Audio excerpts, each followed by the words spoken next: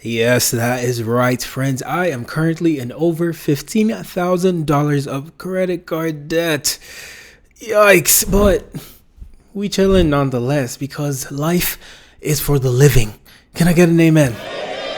Amen, brother. Yes. So today we're breaking down exactly what I'm doing, what credit cards I'm using, what's my timeline, and basically how I'm not paying any interest right now.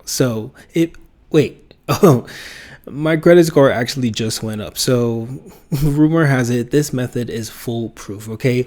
It's not going to ruin your life or anything like that. So yeah, if that sounds good to you, let's dive in.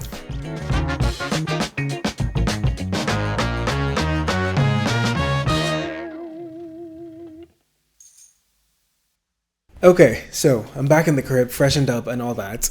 And basically, what I'm doing is leveraging debt with a 0% APR card. If that sounded like gibberish to you, let's break it down further. So, every credit card has an APR, annual percentage rate, right? And in real people words, this is basically how much you're going to get charged if you don't pay back your debt on time, right? For the sake of ease and simplicity, I just like to refer to APR as interest rate. So the T is there are some cards on the market that give you a 0% interest rate when you first join them for a limited amount of time. And what that means is during that period, you are allowed to carry a balance. So like you don't have to pay them all that money back and you would not get into any trouble, okay? If you've watched the first video of this series, we know why you always need to pay your credit card in full, on time, always, right? But with a 0% APR period, you do have time to stack up all the money you want and not get in any trouble, right? That's how I've been able to stack up over 15,000, yikes. And I'm doing this with my Chase Freedom Flex card. But most cards that give you this intro period are usually considered like beginner cards, and like you don't typically get a credit limit as high as 15,000, right? You would get $3,000, 5,000, things like that. So how was I able to get up to 15,000? Well, because I have two other Chase credit cards, the Sapphire Preferred and the Freedom Unlimited. And luckily for me, Chase has this system where you could basically transfer credits from one card to another. So when I got approved for my Freedom Flex, I was only given like 6,000 on that card. But then the Chase Sapphire Preferred, which is like a premium travel credit card, I got 15,000 or something like that there. And then with the Freedom Unlimited, I got like 7,000. So basically I was able to transfer credit from these two cards to the Freedom Flex. And that's how I'm basically coasting right now. Unfortunately, this is actually now something you could do in the app yourself. Before I had to call, but now you could go in and do the thing. This 3-card combo is what is referred to as the Chase trifecta. Most credit card hacker people use it a lot to maximize their points. I could definitely make a separate video about that, so let me know if you guys would like to see that and how I use it in my strategy. Leave a comment below, like, subscribe while you're down there, yeah. But there's still so much to get through. 1. Balance transfers. This is another perk that comes with these 0% APR cards. You would usually be allowed to transfer a balance you're carrying on another card to this card, right? And that's actually primarily what I do. I pay for things with my Capital One Venture X card, and then I transfer the balance on there to the Freedom Flex card. Now, I have a couple of reasons for why I do this, so let's get into it. It's very specific to my situation, but you might relate. So the Chase Freedom Flex card has a 3% foreign transaction fee, which is not very sexy if you ask me, because I actually live abroad in Colombia right now. I don't live in the US, so all my purchases would have a 3% fee on top. So I would rather use my Capital One Venture X card that does not have any foreign transaction fees and then transfer the balance to the Freedom Flex. However, there is a plot twist.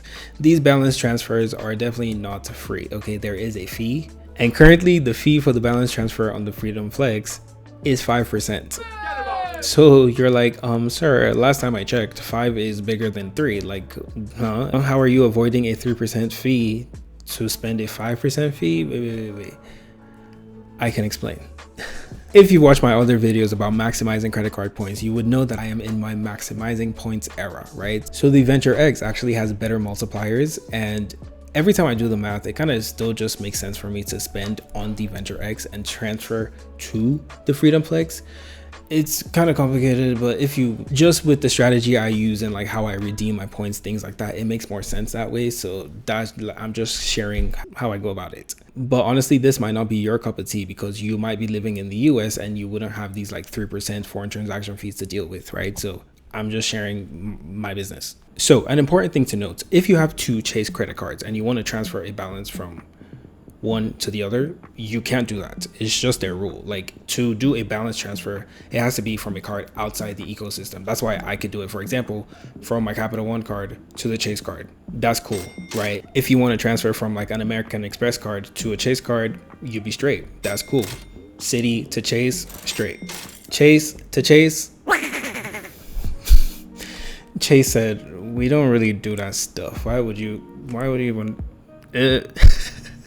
So right, these are like the tiny things you have to keep out for when you're like trying to open these cards to do this stuff. For example, I have a Capital One Saver card, which also has a 0% intro rate. However, Capital One doesn't allow you transfer credit limits between cards, right? So I have a $20,000 credit limit on my Venture X, but I can't move that to the Saver card because they don't do that. However, Chase allows that. So when you're thinking of which card to get, like try to keep an eye out for these things. Honestly, I didn't know this stuff before I even like started using them. I opened the cards and then I learned this stuff and then I went. So I don't know, like I think I'm saying that to say sometimes don't worry too much about understanding stuff before you start. Like you want to be smart about things for sure, but I don't know, sometimes just let yourself like experiment, like fuck around and find out. That's been my vibe lately with this like financial literacy stuff. I'm just like being real right now. Now, there is a term in finance called OPM, other people's money. This is how the rich stay rich, okay? They borrow other people's money and like use it to fund a business they're trying to grow or like some project they're trying to work on, whatever, while like their stuff is still in the stock market growing, usually at a higher like rate than like the interest they have to pay back, right? And that whole concept is what is referred to as leveraging debt. Like I have some investments, you know, back when I was a responsible adult with a full-time job, you know, I have a 401k, I contributed to it, like I have a Roth IRA, I have something like, you know, I have some stuff, but instead of like pulling out those funds to fund what I'm trying to build right now, I am leveraging debt and using other people's money while my shit is still in there, like, you know, stacking up. And it's like, am I rich? Like, is it giving $1 million in there? That's somewhere, unfortunately not right now, but we all got to start somewhere, okay? But yeah, this is how the rich leverage debt.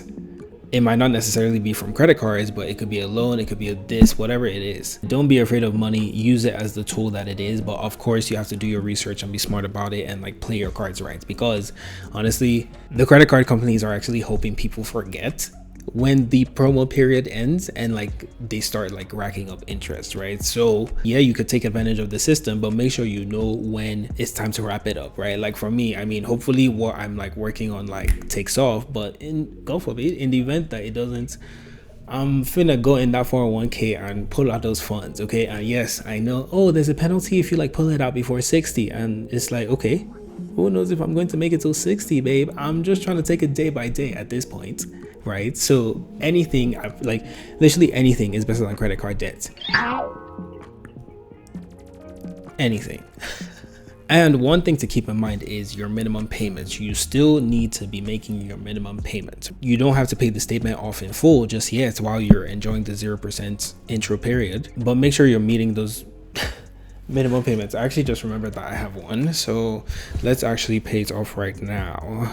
Minimum payments, babe, because I'm not paying the rest of that thing right now. Make payments, baby. Period. Pay it. Slay. That's how we do, okay? That's how you make sure they don't catch you, because you will get a late fee otherwise. So we don't need to be dashing anybody our money, right? Talk to me in the comments. Let me know if you have any questions and I will definitely get back to you. See you next time. Take care.